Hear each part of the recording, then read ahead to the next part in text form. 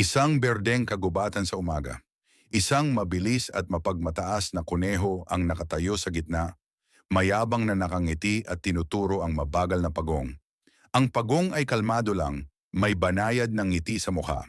Ang ibang hayop sa paligid ay nanonood, may ilan na nagugulat at may ilan na natatawa. Sa parehong kagubatan, may isang ginuhit na linya sa lupa bilang starting line. Ang kuneho ay nakangiti, handang tumakbo, habang ang pagong ay nakaposisyon, mabagal pero determinado. Ang ibang hayop ay nakatingin, ilang ibon ay nasa sanga, tila sabik na manood ng karera. Sa gitna ng kagubatan, ang kuneho ay malayo na sa unahan, mukhang kampanteng nakangiti. Makikita siya sa ilalim ng isang malaking puno, nakahiga at natutulog. Samantala, sa malayong likuran, ang pagong ay dahan-dahang naglalakad, hindi tumitigil kahit pamabagal. Malapit sa finish line sa parehong kagubatan, ang pagong ay halos makarating na. Sa likod, ang kuneho ay nagising at nagmamadaling tumakbo pero huli na.